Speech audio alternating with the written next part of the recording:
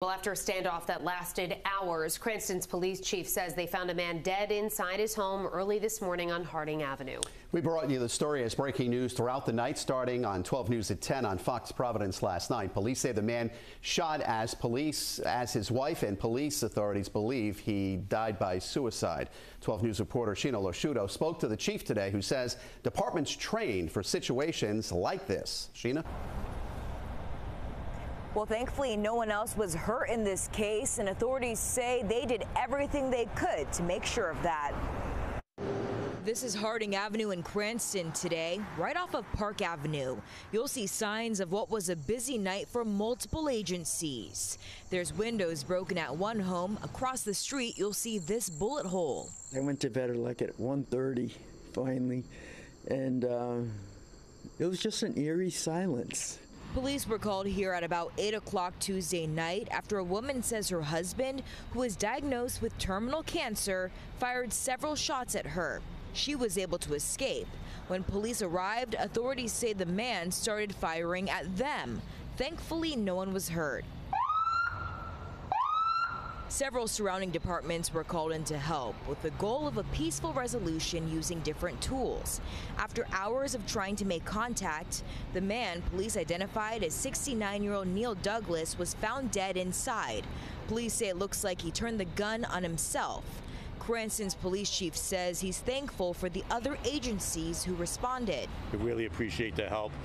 We work together with a lot of agencies, including the state police, and they have resources that we may not have, and we work together. We train for this. Providence Mayor Brett Smiley says the capital city's armored vehicle seen here has only been used a handful of times. The Bearcat was deployed at the request of the city of Cranston and was there on standby in case we needed to provide a rescue vehicle.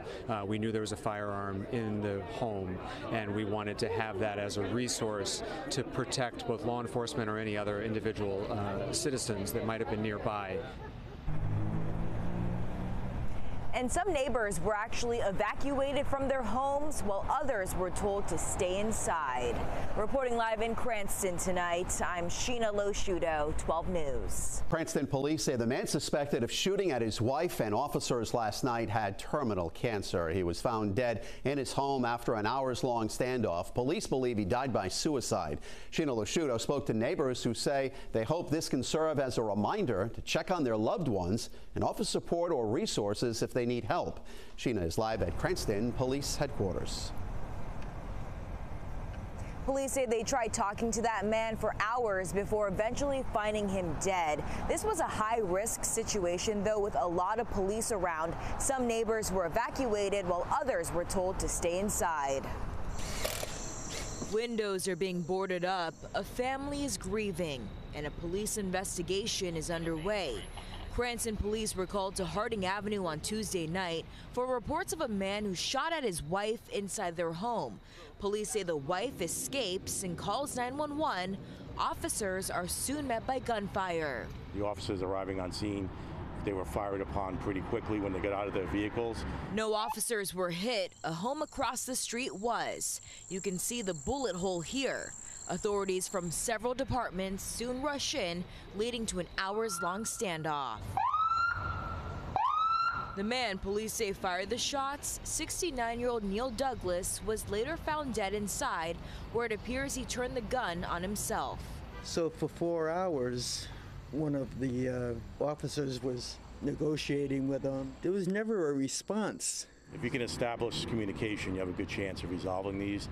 Unfortunately, the individual, we believe, took his life before we could even do that. Cranston's police chief says the department has officers specially trained to talk with people in crisis, which is what neighbors heard unfolding over a speaker. Also adding that the department has resources for residents who might be struggling. Unfortunately, last night's situation, we believe there was some threats that were made prior to this incident happening, and unfortunately they were never reported to the police. So we just ask that if somebody is being threatened or they see a loved one that's in a mental health crisis, that they report it to the police department. And that's really a big message from Cranston Police tonight. If you ever hear someone say something concerning or you heard them make a threat, they say you should contact police. They have mental health clinicians that work with them, and they can connect you with the resources that they might need. Reporting live in Cranston tonight, I'm Sheena Loshudo, 12 News.